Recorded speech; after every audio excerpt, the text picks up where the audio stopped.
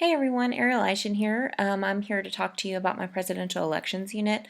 I just want to go through very briefly and show you exactly what you are getting for your unit since it is about 90 pages long. That's quite a bit, and Teachers Pay Teachers and Teachers Notebook don't really offer a really big preview, so I'd like to do this with my bigger unit so you really know what you're paying for, because I think that's really important. Teachers want to know where they are putting their money.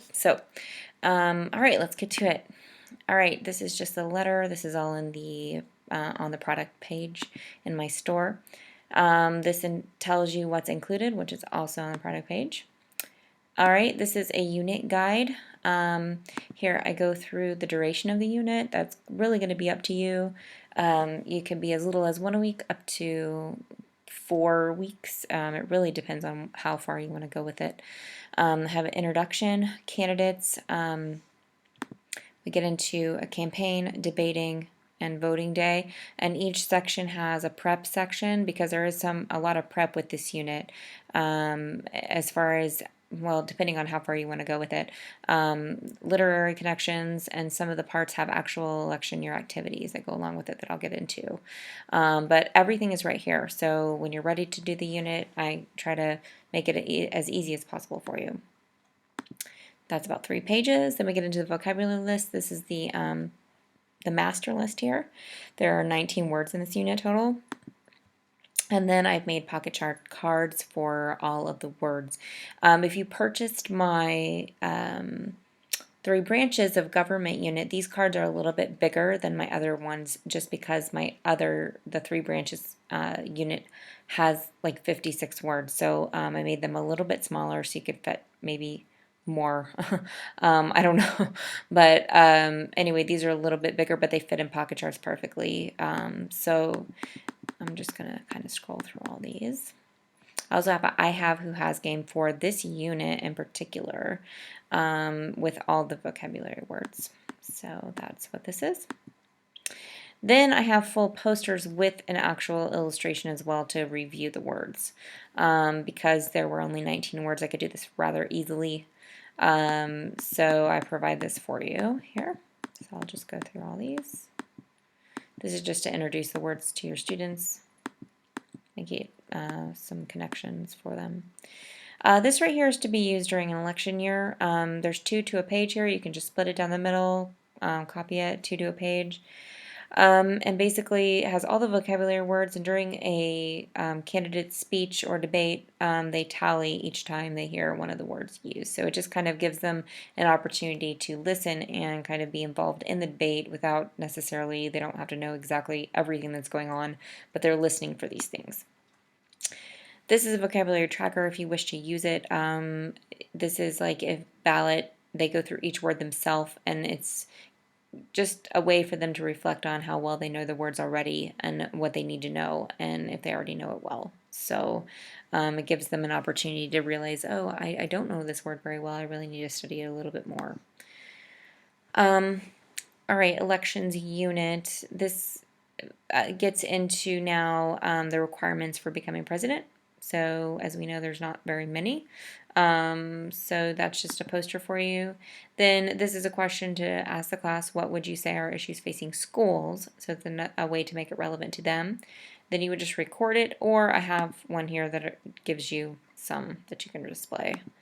Then we get into what do you think presidential candidates are facing? So what are national issues that they have to face? And this one's really interesting to get their ideas on what that is like at this age group. And then I give you some actual issues there.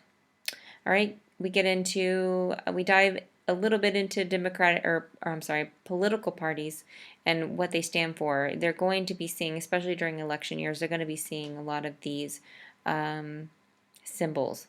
So I get into the main 2 parties. I don't get into any other parties. You can if you would like to, but I wanted to make sure that they kind of had an understanding of what these were and what they stand for in the major issues that are appropriate. Now we're going to look at candidates. Okay, so what I did with this unit is I made up 3 fictional candidates we have, and I just named them candidate A, B, and C. We have a comparison chart here that you will give students and copy for them. They will be filling this in as they read the speeches of each candidate. So each candidate is going to talk about something that's relevant to students. Okay, so we're talking about candidates for presidential elections for their school, but they're going to be elected based on the Electoral College. So it's keeping it kind of relevant to students, but also giving them an idea of how exactly it works, how the process works, because the Electoral College and all that can be kind of confusing. But I wanted to bring it down to a level that students can understand. So, and then an answer sheet here for you. So this is candidate A. And they go into, uniforms and community service and recycling and food options in the cafeteria and things like that that students might have to deal with today. Candidate B goes through the same things, and candidate C. So students will read these speeches out loud. You'll read them with the class, and then they'll fill out their comparison chart. And then they will start to kind of identify with one or the other, and they'll realize, well, I agree with this person on, this issue, but this person on all the rest of the issues, and having to, distinguish which candidate as a whole they're going to be more likely to vote for. So then we get into what is a campaign and why they are important. Okay. I give an example of some older or prior campaign posters from the past, and we look at different characteristics of them, and then we look at campaign posters for presidential candidates. Is one that I made of myself because I couldn't find one that I could use here, and then I just kind of made this one, but these are made after ones that I've seen online. So, and they might have seen some in their own school, and you can show them pictures of ones from the internet if you would like to, but I just wanted to include some on here for you. Then we go into, what are the main parts of a poster and why do they have those things? And then they get to create their own poster for the candidate of their choice. So out of candidate A, B, or C, which one are they going to vote for? And these really turn out cute. What you can do is you can hang them up in your classroom. That will be a really good way to kind of get the campaign started with your group. All right. Then we get into campaign poster evaluation. This is an actual election year activity. So once elections are kind of up and running, you can have students look at either a campaign poster or a commercial or something, and they will fill this out based on what they are looking at. They can even bring one in if they bring bumper sticker or a button or whatever they have. They can bring those into the classroom if you want to, however you want to do it. Now we get into one of my favorite parts of the unit, the debate. And this is when students learn the respectful way of debating. So we talk about how a debate is different than just flat out fighting and arguing out loud and things like this. It is an argument, but it's done in a respectful way. So what we do here is we go through how a debate is supposed to look, what we need to keep in mind when you are preparing for your debate, and then how it is done on debate day. So their assignment is that they're going to formulate their own opinion on certain issues, and they have to come up with reasons why. They can't just say, well, this is what I think. They really have to think about why. And so maybe their homework assignment might be to go and really think about that and write out your reasons. And having data and solid information is going to make more of a difference than just saying, well, I believe this and you should too. Really helping them understand that the more data you have and the more information you have to persuade people is going to make more of a difference than you just stating your opinion. So these are the rules to put up during the debate. And then students afterward, these are reflection questions to talk about as a class. This is the debate sheet that students will use to prepare for the debate. So you will basically, as the teacher, you'll choose an issue that you think is important, that's relevant to students, that you think is important to them, that you think would cause differentiating or different points of view. So if you feel that all your students are thinking the same way or similar ways about one issue, don't choose that issue. You want an issue where students are going to think differently. They're going to state their opinion and their position, and then they have to give reasons. Okay. Then I provide a rubric for the actual debate. So how well they are involved, how they speak, how they listen to others, and their debate sheet if it's finished. Okay, so that's going to be up to you how you use it. Then we get into actually voting. What is voting and how does it work? I give you the points and then I narrow it down. So this is just a part of note taking, and students can do it how they want. You can have them do it as how you want, but I just provide this for you. I provide you a voter registration card. You can print this on cardstock and make it, really durable and it feels real. This part, voter registration number, I have this big stamp that has like all these numbers on it. And one year we were traveling the world and I had passports and we just stamped them and it made it seem so more real to the students. So that's just another thing that you can do, or they can just write something here. But anyway, they write this and they're going to keep it, and then they turn it in on voting day in your classroom. So you will have a voting day in your classroom where you will make an area in your classroom the voting booth. And students will have to bring their voter registration cards to the booth. Then you'll have these printed out. These are the ballots, and you'll have a ballot box. And if you want to see that, I made one as well that you can see in the pictures on my store preview. So I printed all this stuff out for you to look at. So they have a ballot, they'll put it in the box, and you will keep the ballots. And make sure when you make your ballot box, I'm just going to mention this, that you make it so the top can come off, because you're going to need to get those ballots out because you will be looking at those.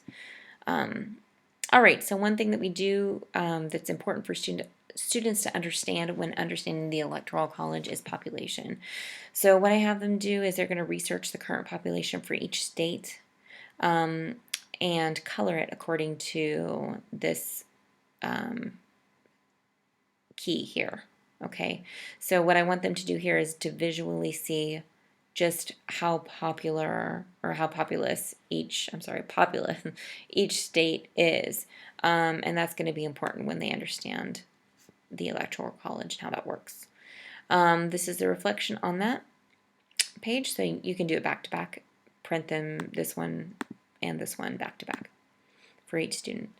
All right, then we get into the Electoral College and how that works. If you have already done the 3 branches of government unit, then students will already have kind of an idea of this, and it will be a little bit easier for them to understand. All right, and then we get into a few more facts. This is where I kind of explain about Washington, D.C. and how that is a federal district and how that works and how it's different, because depending where you're from, students will probably have some questions about that, and then how the states differ in their size and their populations and their number of electoral votes. All right, discussion question here, just about their campaign in certain states. Do you think that it would be more effective to campaign in certain states than others? Why or why not? Things like that. So you will have an election day as well. So you have voting day and then you have election day. Election day is when students will actually learn who the winner is in an interactive activity. So one thing I have here is that they can create their own button. Again, I have made one for you so you can see what they look like. If you really want to get into it, you can get the little, bucking or button backing things and hot glue them onto the buttons, and kids can wear them on election day, or do it with a pin, a safety pin or whatever. But students can create their own once they have decided on the candidate of their choice. All right, election day. So all students should have their ballots in the box So basically, how it works is you'll have decide to have students for each candidate. Um, you will have somebody calculating the electoral votes. So let me kind of jump ahead here. All right, so basically, you will pass out these cards. I have one for every state. Um, and these have the state and the number of electoral votes. So I pass these out first, depending on how many students you have. Some students might have 2 cards, might have 3, but those cards are the states they are representing for their voting. So, for instance, let's just say I picked these 3 right here. Then I would be supporting these, or I will be representing these 3 states, and this is how many votes basically my vote counts for. Okay, so when you pass these out, if students don't know the abbreviation, which they should, but if they don't, then you can go here to this page and they can find out what states they are representing. All right, so on this page right here, when you are ready to tally the votes, you can do it a couple of ways. I like to put this sheet up on the smartboard, and then I have 3 students for each candidate who will be tallying the votes and just checking up on us. So basically, you can add it out here as the votes come in, and then you can have the person with a calculator tallying it as well. So you can make sure that everybody is doing it correctly and all the numbers are adding up correctly. You'll basically display this during the whole voting process. All right, so I think I missed something. Election day. No, you'll show this page whenever you're explaining this to students and how it will work. All right, and then this page just talks about what happens after the winner is announced and what happens when the candidate actually becomes president, when that happens, what happens that day, etc. And then finally, I just have a vocabulary assessment for this part because in the 3 branches of government, I have a unit assessment that includes the 3 branches. So this unit would kind of fall under the executive branch. So this is the only assessment I have for this unit.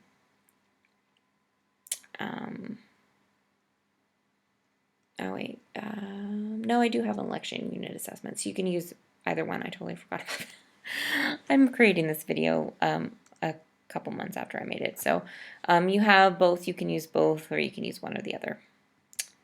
And then I have the answers. Okay, then I have at the very end ideas to enhance the unit if you want to go further. This includes, purchasing bunting, flags, hats, all those things. I did that in my classroom, and the students loved having all that stuff. They wore it on election day. They got so into the election and counting up the votes. Oh my gosh, they got so into it. We had snacks and everything. It was like a big deal. Books to help support the unit. I just kind of give you some ideas, and then the final thank you page. So anyway, that should give you an idea. One more thing that is included here. These are Avery labels that I've created. These are for the square sticker labels. The number of the label is listed in my product page in my store, but these, once they vote, you can give them the sticker. It says I voted. It's just another little thing to include, but these print out perfectly on those square labels for those Avery labels that you can get like at Walmart. So, but I think that is just about everything for this unit. So hopefully you have found something that you like and that you can use in your classroom. All right, thanks. Bye.